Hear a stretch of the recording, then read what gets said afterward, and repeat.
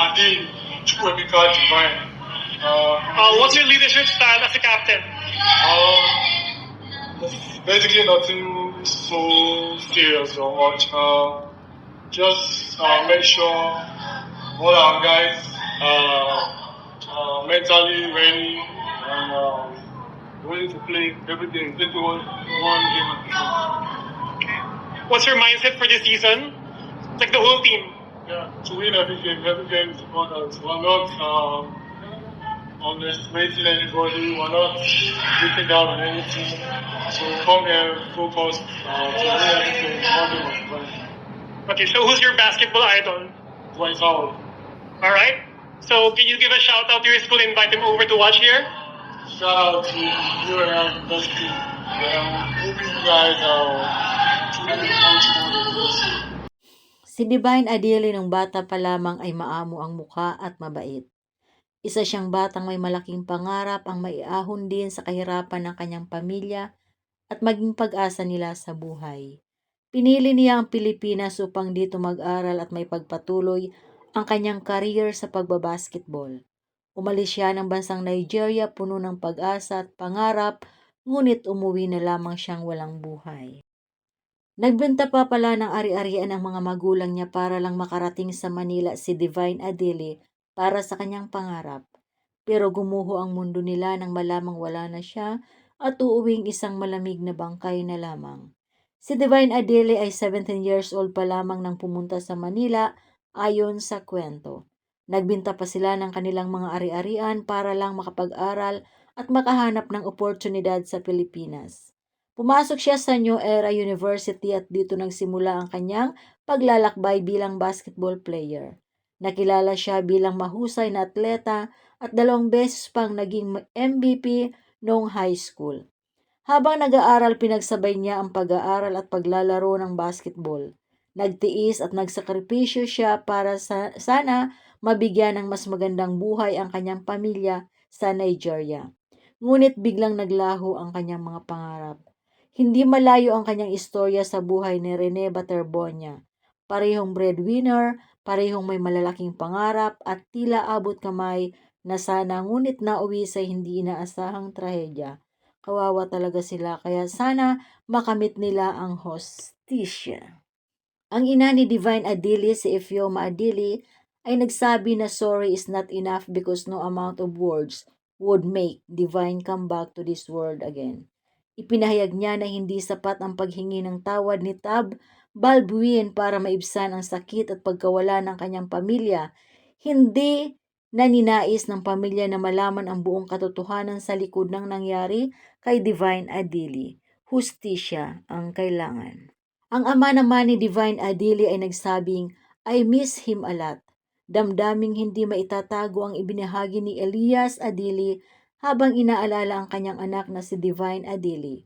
Sa isang emotional na pahayag, inilarawan niya ang kanyang anak bilang isang napakagandang halimbawa ng katatagan, pananampalataya at kabutihan sa gitna ng mga pagsubok sa buhay.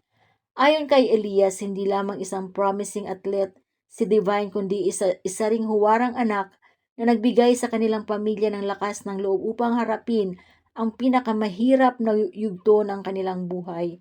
Hanggang ngayon, nananatiling mabigat sa kanyang puso ang pagkawala at pangungulila sa anak.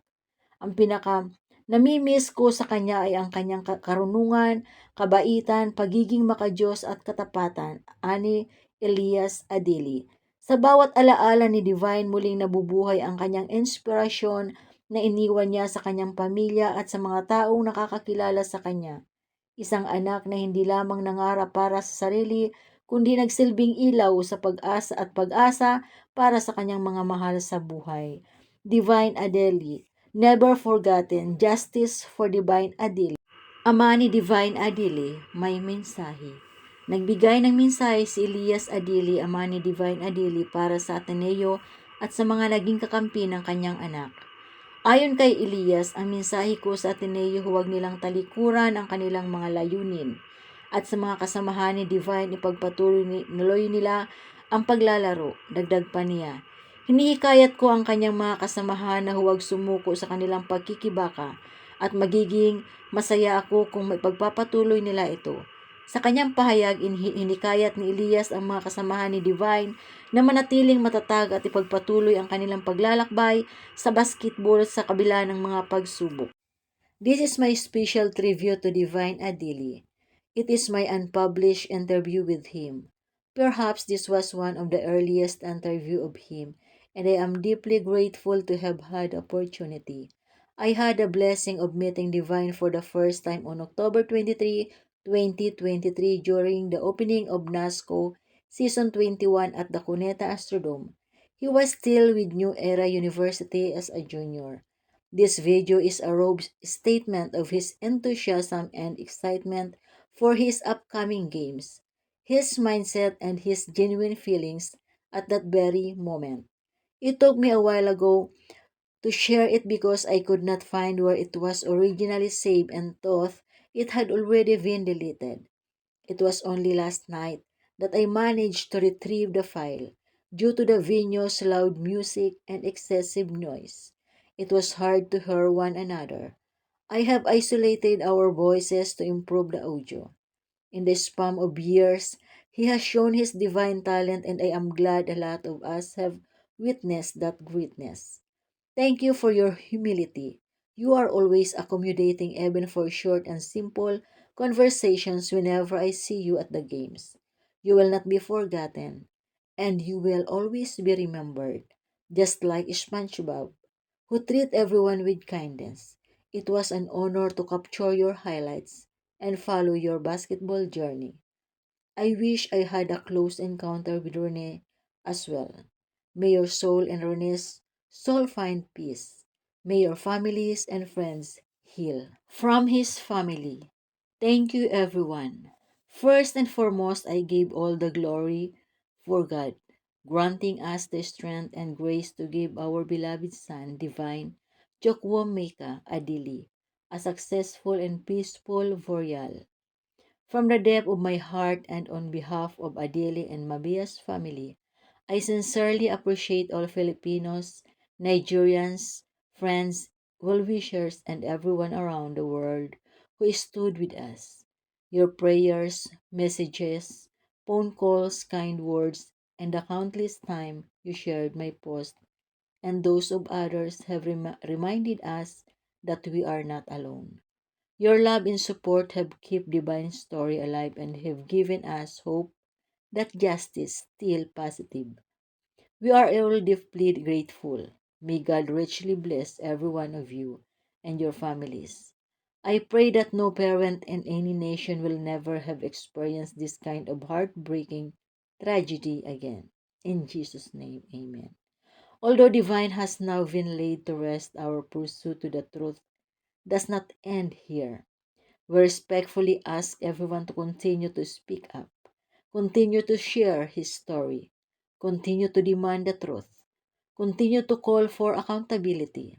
Let us not allow his voice to be silenced. For Divine, for truth, for justice. Until the truth is revealed and justice is served, we will not stop asking the questions that deserve answers. Thank you for standing with us. Please keep sharing everyone's voice. Matters every share. Matters together. We can help ensure that truth, accountability, and justice prevail. Justice for Divine. Justice for Divine. Chukwuemeka Adili. Truth for Divine. Stand for Divine. Justice must prevail. Truth must prevail. Demand accountability. Never again. Say his name. Keep sharing. Voices for justice.